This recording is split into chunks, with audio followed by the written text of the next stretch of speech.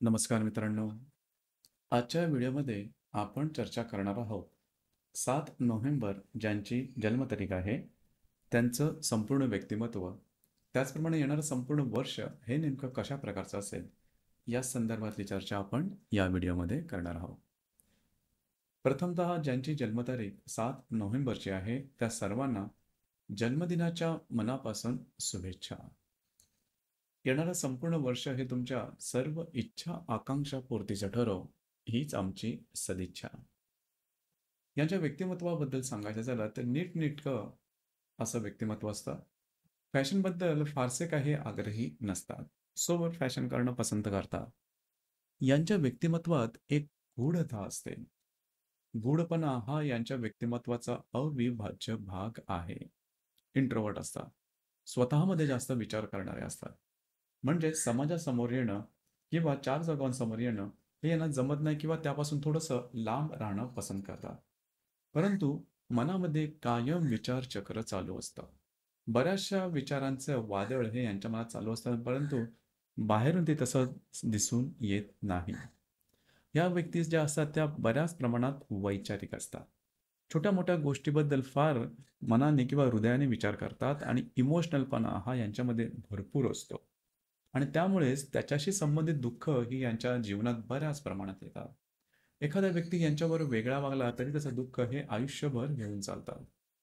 म्हणजेच या व्यक्ती स्वतःहून कोणाला दुखवत नाही, अगदी शब्दाने सुद्धा नाही. परंतु समोरचा व्यक्ती थोडा तरी वेगळा यांच्याबद्दल वागला तर त्याबद्दलही बऱ्याच प्रमाणात विचार करणारे असतात. थोडंसं याच्या व्यक्तींना इंट्युशन ज्याला आपण म्हणतो किंवा यांचं 6वं इंद्रिय अतिशय चांगल्या परीने जागृत असतं. येणाऱ्या घटनांचा काही संबंध यांना लवकर समजतो. याप्रमाणे यांनी मांडलेले अंदाज बरोबर ठरतात. एखाद्या व्यक्तीबद्दल किंवा परिस्थितीबद्दल यांची मतं अगदी अचूक येतात. याचप्रमाणे या ज्या व्यक्ती असतात त्या थोड्याशा स्वप्नरंजन करणाऱ्या असतात. यांना स्वप्न फार पडतात.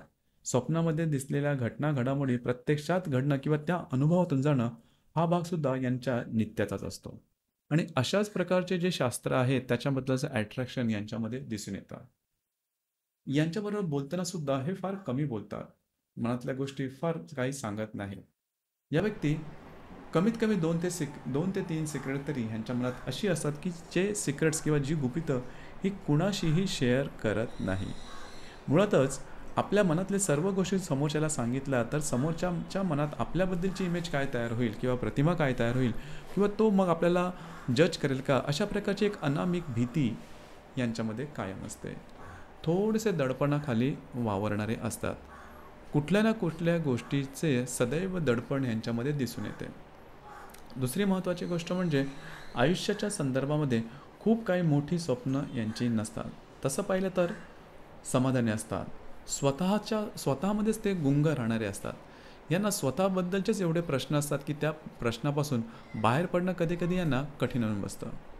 आर्थिक संदर्भात सुद्धा सांगायचं झालं तर पैशाच्या संदर्भातली मगाशी सांगितल्याप्रमाणे ओढ यांच्यामध्ये फार काही दिसून येत नाही. बऱ्याच वेळेस यांची बुद्धी चांगली असून किंवा बाकीच्या सर्व गोष्टी चांगल्या असूनसुद्धा आर्थिक संदर्भात हे मागे पडलेले दिसतात.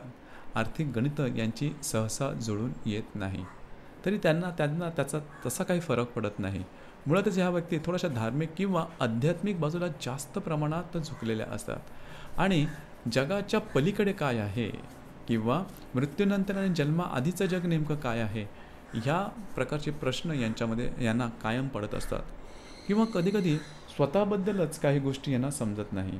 म्हणजे कधीकधी यांच्या बाबतीत खुश होण्यासाठी किंवा आनंद होण्यासाठी ज्या काही गोष्टी अधिभौतिक सुख किंवा नातेसंबंध असतात ते सर्व असूनसुद्धा ह्या ज्या व्यक्ती असतात त्या नेहमी स्वतःबद्दल विचार काहीतरी रितेपणा हा यांना कायम जाणवत असतो. परंतु त्याची नेमकी व्याख्या यांना करता येत नाही.